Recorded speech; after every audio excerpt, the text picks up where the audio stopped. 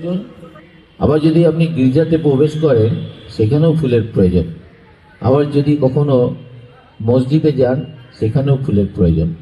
সুতরাং জীবনে চলার পথে যেমন কর্পোরেশন প্রতিটা পদক্ষেপে আমাদের জীবনের সঙ্গে অঙ্গাঙ্গিভাবে জড়িত আছে, ফুলও আমাদের জীবনেতে জন্ম থেকে মৃত্যু পরিচালনায় নৃত্যানুষ্ঠান আমরা শুরু করছি। চন্দন দাস ও সহশিল্পীরা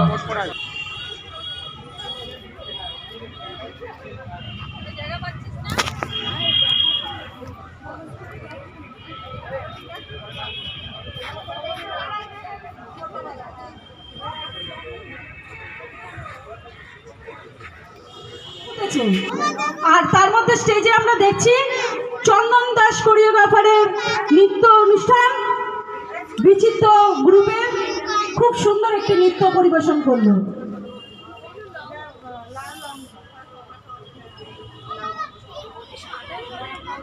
পরবর্তী নৃত্য ফুল কেন লাল হয়, কি সুন্দর না? কি বল গান বলুন তো? কমলা বলছে গুরু দক্ষিণা, তাই তাহলে হবে ফুল কেন লাল হয়? কারণ আমরা দেখছিলাম যখন ওরা নৃত্য পরিবেশন করছিল তখন আমরা দেখছিলাম মঞ্চের মধ্যে লাল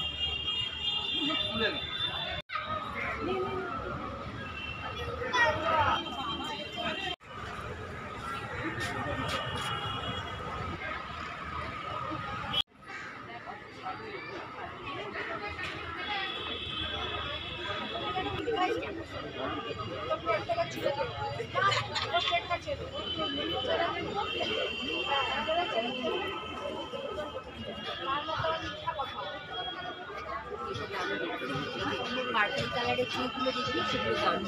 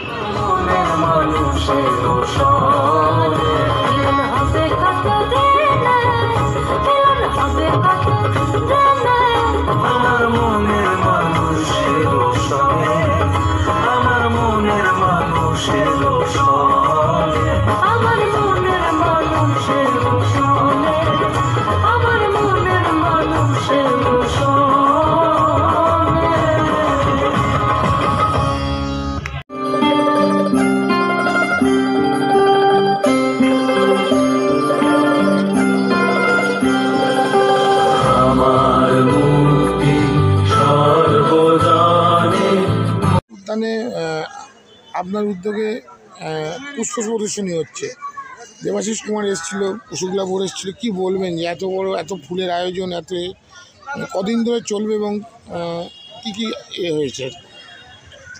এই পুষ্প প্রদর্শনী ব্যুরোর মাধ্যমে হয় প্রত্যেক বছর, প্রত্যেক মানে একটা ব্যুরো থেকে ওয়ার্ড ভিত্তিক হতে থাকে।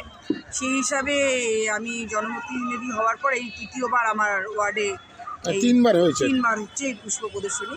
এই পুষ্প প্রদর্শনীটার আয়োজন করে আমাদের কলকাতা কর্পোরেশন আন্ডারে হয়। এই ফুলগুলো কোনো জায়গা থেকে কেনা হয় না, কোনো গ্রামগঞ্জ থেকে আনা হয় না। এই ফুলগুলো আমাদের কর্পোরেশনে যেটা টালা পার্ক আছে আমাদের, এই ফুলগুলো সেখানে আমাদের উত্তর কলকাতার যত ওয়ার্ড আছে তার ফুলগুলো তৈরি হয় আমাদের টালা পার্ক। ওখানে আমাদের মালি ভাইয়েরা কঠোর পরিশ্রম করে দুর্গাপুজোর পর থেকে তারা শুরু করে দেয় এই সমস্ত শুরু করে দেয়। তারাই এই ফুলগুলোকে তৈরি করে। তো অনেকে ভাবে ফুলগুলো বোধহয় কোনো জায়গা থেকে কেনা হয়, সেটাই আপনাদেরকে বলে দিচ্ছি, এই ফুলগুলো কিন্তু কেনা হয় না। মালিরা নিজেরা তৈরি করে আমাদের। কর্পোরেশনের স্টাফই এগুলো বানায়, একদম কর্পোরেশনের স্টাফেরা কঠোর পরিশ্রম বলতে হয় করে যারা এই মালিক যে ডিপার্টমেন্ট আছে তাদের হ্যাঁ, এই যে হাতেই বানায়। সাজানো হয়েছে কালকে সারা রাত ধরে কিন্তু সাজানো হয়েছে, ফুল এসেছে সাজানো হয়েছে, সারা রাত ধরে এগুলোকে সাজানো হয়েছে। এখানে নানা রকমের ফুল, মানে কত ফুলের নাম বলবো আমি, ডালিয়া আছে, গোলাপ আছে, চামেলি আছে, তারপরে আপনার সানফ্লাওয়ার আছে, ডালিয়া আছে, বহু বহু ফুল। আর তার সাথে রয়েছে সবজির বাহার, এই সবজিগুলো রয়েছে, এগুলো সুন্দর দেখার মতো। দেখুন আমরা বাজার থেকে সবজি কিনি, এই আপনাদের সেই কর্পোরেশন, আকর্ষণ আর এখানে যে সবজিগুলোর আকর্ষণটা আলাদা। আপনাদের কর্পোরেশন থেকে যে স্টাফরা করে এরা কি কোনো প্রাইজ পায়? যেমন দেখি অনেক অনেক জায়গায় কোনো সবজির গায়ে বা ফুলের গায়ে প্রাইজ মূল্য লেখা থাকে, এগুলো কি সেরকম কোনো ব্যাপার থাকে হ্যাঁ, কি? সেরকমও থাকে। আর তারপর এই প্রাইজের ব্যাপার থেকে পার্কের এই সাজানো গোছানোর একটা প্রাইজ থাকে। আচ্ছা আচ্ছা আচ্ছা, মানে সাজানো হয়েছে। হ্যাঁ, মানে কর্পোরেশনের কি- থেকে এইটা করা থাকে। সেটা এখন না, এখন পুষ্প প্রদর্শনী তো চলবে, এই শুরু হয়েছে, এখন আচ্ছা। চলতেই থাকবে। এটা 16টা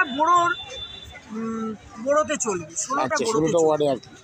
16টা ওয়ার্ড নয়, বড়োতে। হ্যাঁ 16টা বলতে পারি, 16টা ওয়ার্ডে চলবে। প্রত্যেকটা বড়োতে একটা আপনার ওয়ার্ডে কদিনের জন্য হচ্ছে? 3 দিন পুষ্প প্রদর্শনী, 3 দিনের জন্য। আচ্ছা, যেমন আজকে আমার 24 তারিখ শুরু হয়েছে, 24, 25, 26 চলবে। আর এর সাথে চলবে নানা রকমের অনুষ্ঠান চলবে। সকলে এই যেমন ফুলের মেলা, ফুলের বাহার, সবজির বাহার থেকে আনন্দ উপভোগ করবে। আর তার সাথে গান বাজনা চলবে, সেটাকেও তারা আনন্দ উপভোগ করবে। দর্শকের, লোকাল দর্শকদের কি বলতে চাইছেন যে এখানে আসুক, তারা দেখুক? হ্যাঁ অবশ্যই, ওয়ার্ডে একটা বিকেপাল পার্ক, 19 নম্বর ওয়ার্ডে খ্যাতনামা পার্ক বিকেপাল পার্ক, তো সেখানে পুষ্প প্রদর্শনী হচ্ছে। এখানে তো লোক আসবে। আজকে তো সবে আপনার উদ্বোধন হলো, যেটা আমাদের মাননীয় মেয়র পরিষদ দেবাশিস কুমার উদ্বোধন করে গেলেন। ছিলেন আমাদের বড়টুয়ের চেয়ারম্যান শুক্লা ঘোষ সহ আমাদের অনেক কাউন্সিলর এখানে উপস্থিত ছিলেন, যেমন মোহন কুমার গুপ্ত, স্বপন দাস, এরকম অনেকে, তারপরে আধিকারিকরা ছিলেন। সকলের মিলে আজকে আমাদের এই উদ্বোধনটা হয়ে গেল। এরপর থেকে কাল পরশু যেটা চলবে, বহু মানুষের ভিড় হবে এখানে, আর অনুষ্ঠান চলবে। আজকে অনুষ্ঠান আছে। Thank you.